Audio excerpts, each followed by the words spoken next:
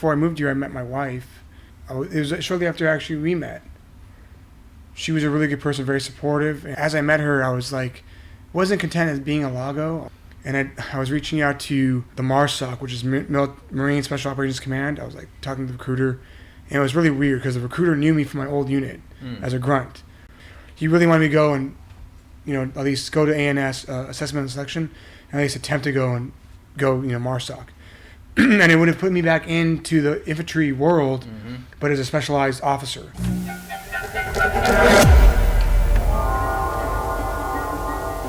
Hey everyone, don't forget to subscribe, like, share.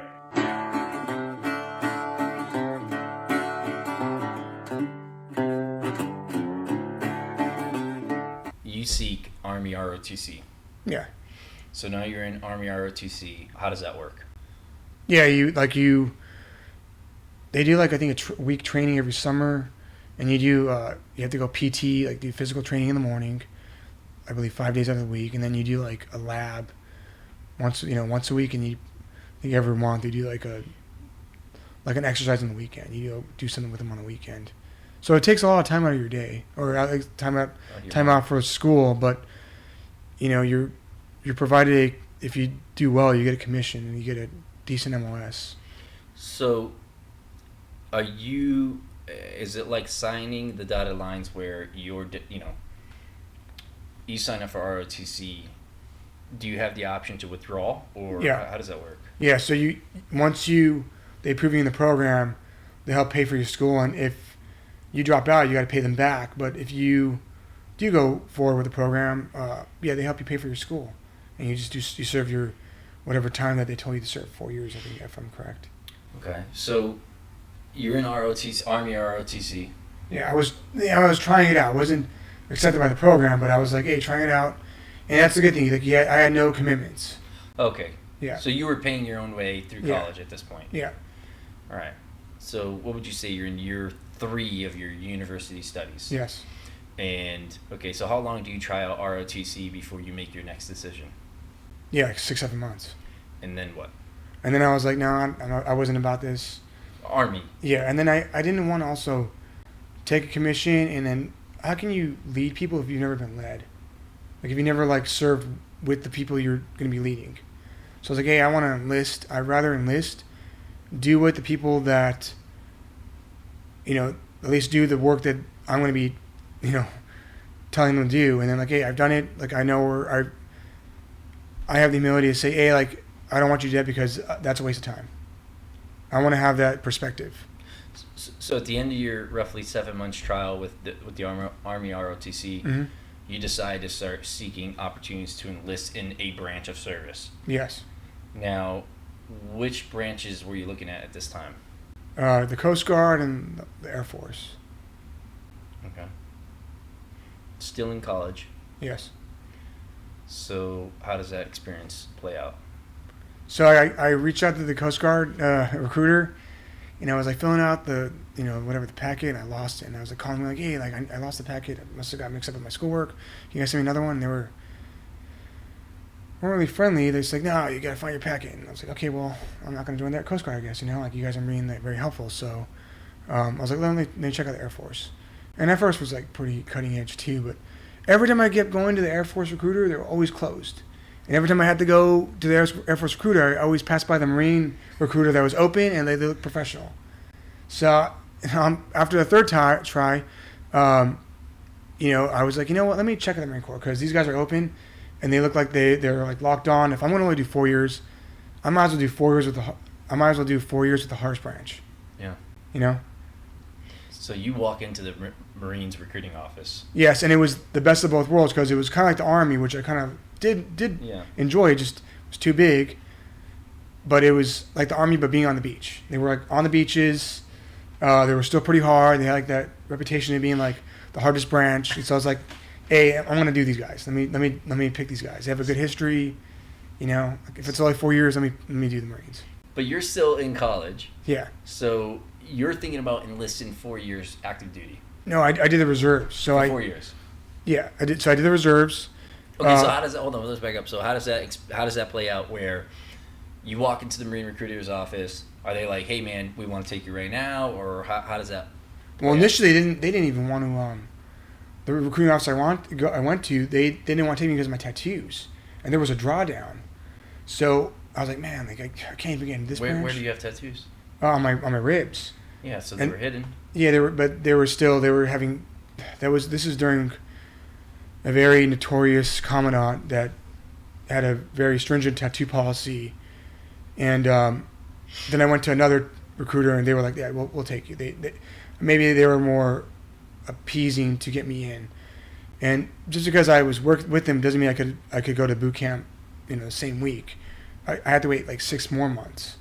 So you were a pulley at this point. Yes. Are you in your quote-unquote 4th year of college? No, still my 3rd. Okay. Yeah, still my 3rd, kind of like midway 3rd.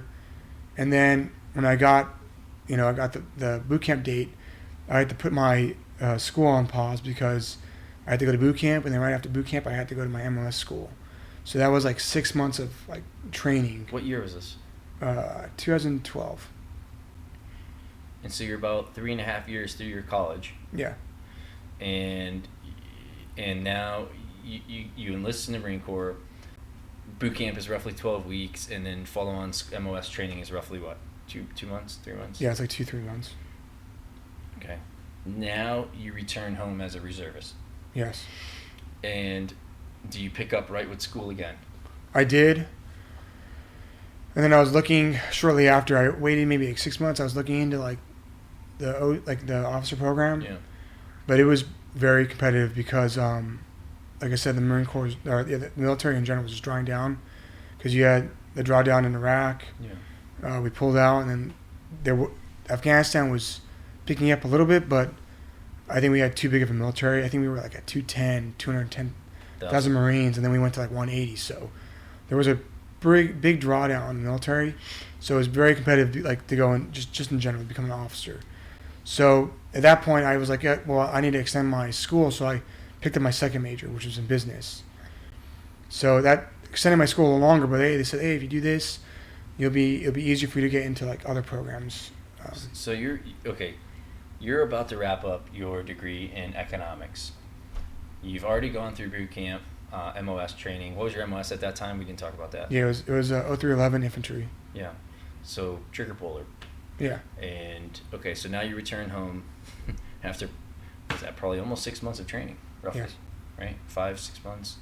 You get back, you jump back into your major, you pick up a second degree in business, or work towards a second degree in business. So now from the start of community college to now I finish MOS training and I pick up a second degree, how many years is this? It's probably like 5 or 6. 5 or 6 years. Yeah, and then I was 2013. Yeah, well, I mean, I had to go to school for another like 2 years because some of the classes from economics didn't transfer over to business, so I had to like take accounting and other like even like I think business stats and other business classes. I'm like, oh man, this is horrible. So this is 2013-ish. Yes, and then I graduated around 2015. And you're doing your reserve time. Did you ever get deployed? No, I didn't. I missed my deployment by like a year. Yeah. Which, I mean, a lot of guys that do deploy, it's like it's a badge of honor, but not everyone gets to deploy in a combat zone. So, yeah. And even if they do, it might not be as. Everyone thinks the military is like this sexy job. It's like you're holding the flag and taking the hill. Sometimes you're just, if you're ever on watch, it's pretty boring. You know? Yeah, I do. Yeah. Just sitting there hearing crickets for like hours. Yep. Yeah. You know? Yep. All right, so now you achieve your second degree. You're roughly 4 years into your, almost done with your reserve commitment. Yeah, I almost finished my reserve commitment before I commissioned. Okay, so now how does that work? So now you're getting close to wrapping up your second degree. Yes. You're getting close to wrapping up your 4-year commitment with the Marine Corps as an enlisted Marine. How does it work when you finally get the opportunity to join, or you don't get to join it? It's a little bit different. You get selected for officer candidate school. So. Yeah, so I got selected, and it was right after I graduated. But no, actually, yeah, after I graduated, I got selected, and I had to wait another 6 months, 7 months, because like, hey, here's the date. So I wasn't doing anything. I was just trying to take like mediocre jobs just to, between the time I was waiting. And then when I went, the good thing is after I graduated, the time that I got as a reservist equated towards my pay. So I actually capped out on my lieutenant pays, both pays.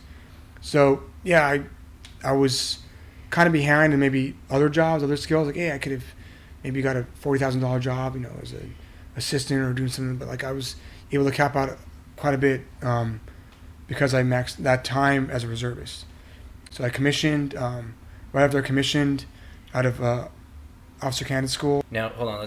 Okay, so you get through OCS. Yes. What year do you actually pin? It was the same. It was after the 2.5 months of training. What year was this? 2017.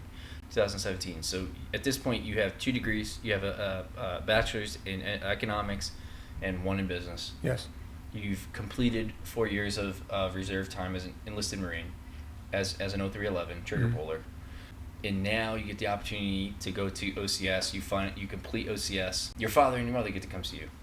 Yeah. Right, and that's a big moment for you. Yeah, it was big because it's like the first, like I was the first Marine in my family, and then I became the first like officer. So I was like both enlisted and like officer, and it was kind of cool. I had my parents pin me. Now, are you the first educated in your family? Well, in my immediate family, yeah. My dad, I was the first kid to get the degrees. And you got 2. Yeah. So you got 2 degrees. You're the first to do that. You're the first to join the Marine Corps. Mm-hmm. You're the first to become a commissioned officer. You're just nailing this. And I'd say one word, and hopefully we'll get into it, is to describe your journey is resilience. Yes. I would say resilience describes you well. And okay, so now you get pinned on. You go to the basic school pretty much a couple of days later. Yeah. So in between this, as a reservist, you're still kind of around the family. You're the oldest, so you're helping out the family as much as you can. You finally get the opportunity to graduate, go to OCS, but now you're between OCS and TBS, this is the first real time you're away from the family element. Because collectively, that's about 8 or 9 months of training, just those 2 alone. So OCS takes place in Quantico, Virginia. The basic school is right down the street in Quantico. You get through the basic school. You get an opportunity to choose. Well, you get to rank what you'd like to do for the Marine Corps as an officer. Did you have a preference at this time? Yeah, I was super gung-ho about like going infantry, even though that was probably not great for my when you get out. But I was like, yeah, I want to go infantry, and like it was exactly when I got selected as infantry, and like when I was going through IOC, that was when I probably should have taken a break because I was burnt out. But my mom and dad were like struggling with keeping up the house, and my mom called the school, and like I wasn't able to finish my assignments, and I ended up getting dropped to IOC, and I was like, hey, like I probably could have went back again if I was just humble about it. Like, hey, I could have went back again, but my body was just getting burnt down. I was like 31 or 30 when I got dropped. I'm like, man, like I'm getting old, and like this is a young man's game. Yeah. Like I don't want to keep my breaking my body for this. So I like IOC infantry officer course. Yes. And you get through 5 of the 10 weeks. Yes. And some family issues arise where it's just ultimately it's just not. God has other plans for you because He says it's just not in the cards. You could have probably forced your way through it, like you said. Yeah. A wall was put up in the middle of it. But it was kind of weird. It was good that it happened because as I was waiting, I got selected as a LAGO, logistics officer, and I got stationed in Miramar, California, which is really close to my parents, so I got to see them. And then the class I graduated for IOC, I was looking like it was like 60 to 70% went to Lejeune. So I'd have been away from my family for 3 more years. And the 3 years I was in Miramar, I got to spend with my family. And those were the last 3 years of my, before my dad died. Yeah. So it was kind of almost like very fortunate that I was able to go get stationed in Miramar, which is a great duty station. And there's no grunts that really get stationed there. No. Maybe there might be a few, but it's not really. That's the air wing. So mostly it's supporting staff that go there. And you get to go to either I would argue one of the most desirable places in the Marine Corps. There might be a few who argue otherwise, but I would say Miramar is up there. And you're right. You get to finally get back to California. Mm-hmm. Your father, at this point, is in his 70s, right? No, late 60s. But when I got there, he started developing Alzheimer's. It was kind of, and it's weird when it started. It was, you started seeing signs, but then it was really aggressive. So you started seeing him like, his body's changing. He was walking different, forgetting things, and I was able to help him out on the weekends. But you just started seeing a shift in the way he started thinking and acting, and it was pretty rough seeing him go from like, he was able to like remember things, like cook and spend time with me, and then he just point where he didn't really say much towards the end. Yeah. So God really pulled you out of IOC, Infantry Officer Course, Mm-hmm. and said, "No, I need you for something different." And Yes. really, it was an opportunity to see your father before he finally passed. Yeah. I mean, that's how, and your mother is still in California. You're in Miramar, 2018. That's when you and I had the opportunity to meet, is in Miramar, California. As you said, you were a Lago. I wasn't a trained Lago, but I was doing logistics Yeah. for the Marine Air Control Group. And that's when we had the opportunity to work together. And,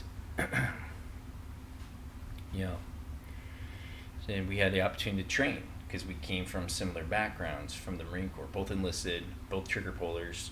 We, went through OCS, obviously a whole officer gambit. There's a different mentality that's instilled with not just being enlisted, but going through infantry training battalion as an enlisted Marine. There's something different that is instilled in your mind. And there are the grunts that finally get to their unit and deploy and develop a whole nother aspect of what I'm talking about. But at the end of the day, the Marines that get the opportunity to go to infantry training battalion right out of boot camp, there is a mentality that's instilled, I believe, in you that is drastically different than the Marines that go from boot camp. And there's a variation of infantry training battalion for Marines that their core objective or the core military occupational specialty is something other than pulling the trigger. Yeah, So MCT. Yeah, so military training. Or military combat training. Or it might be Marine combat training, but that's like for all the non-03, MOSs. So. And not to take anything away, because the Marines in general are riflemen first, Yeah. and so you still get the opportunity if you join the Marine Corps as an enlisted Marine to go through boot camp. You pull a trigger once or twice in boot camp, and then when you get to infantry training battalion, there's MCT, Marine combat training, and then there's ITB, infantry training battalion, which is very intense militaristic training, and it's preparing you to eventually get to a grunt unit. And you're depending on your MOS, you're thrown right into the mix where you're going to start pulling triggers for real, and that's no joke. Yeah. Whereas MCT, you are familiar with the weapon systems and get the opportunity to really pull a lot of different triggers, and then you're thrown right into some sort of operational unit or supporting staff, supporting unit, but you still need the ability to, worst case scenario, pull that rifle out and use it and be dangerous. And I think the Marine Corps does a good job of doing that. But getting back to our conversation, you're in 2008, you're in the Marine Corps, Miramar, California. You get to spend a little bit more time with your father before eventually he passes. And at this point, what happens next? The family's demanding of you. Mm-hmm. I mean, I was able to spend most of my week, a lot of weekends with them. So I had duty or something, but I was able to just provide whatever I could. And it was beneficial, I got to go to my dad's funeral right before I changed duty stations, so that was fortunate. And I took the duty station out here in New Orleans because I thought, hey, like, right before I moved here, I met my wife. It was shortly after actually we met. She was a really good person, very supportive, and it was funny. As I met her, I was like, wasn't content as being a Lago. I was like, man, I don't like my job. And I was reaching out to the MARSOC, which is Marine Special Operations Command. I was like talking to the recruiter, and it was really weird because the recruiter knew me from my old unit as a grunt. He's like, hey, I know you, Obeji. Like, you were at a 4th LAR. I'm like, yeah, I was, sir. Like, Major Sankamini. He was a good guy. He's like, he really wanted me to go and, at least go to ANS, assessment and selection, and at least attempt to go, MARSOC. And it would have put me back into the infantry world, but as a specialized officer, which is like, hey, like, if I want to do infantry, I'm also going and be one of the hardest guys. Yeah. But as I was doing that, I remember our old CO. He was recon back in the 90s, and that was pretty hard, pretty intense. And talking to him and talking to the other guys, that is a very hard life, and it takes a very strong woman to be with a guy that's in that community. I mean, you're talking about being you get the call, you're going somewhere. You might be able to tell the wife where you're going, maybe not, and you just go. And you don't know when you're gonna be back. You might be gone for 3 months, might be gone for 7 months. Who knows? And you're probably not gonna be able to talk to her very much because you're gonna be in a very austere environment that doesn't allow you to talk to your significant others. Yep. So, and you're not gonna see your kids. It's gonna be very hard. So, I was training for it, and I was like, my wife was like, okay, maybe we do it. And well, I don't want to have kids if we're gonna, if you're gonna do that, and then what if you do that? I don't know if I'm gonna get married. And I was thinking hey, it's gonna be a hard life. Am I doing it? Am I really doing it for myself? Am I doing it to prove to other people that I could do it, or am I doing it just because I really want to be part of the community? And I think I was trying to prove to other people I could do it. And I found a really good woman, and I was thinking you know what? Is it really worth it to be it's, don't get me wrong, it's an awesome community, but I was getting older. I wanted to have a family, so I didn't want to be single forever. So you know what? I don't want to risk it. And even if I go through it, I might not get selected. So it'd be nice to at least attempted to go through it, but it's a waste of time to go through that selection and just say no. Yeah. Because you're just taking a spot for someone that really wants to do it. So yeah, you think about would I've liked to do that, but would I have been happy to at the end? Maybe not.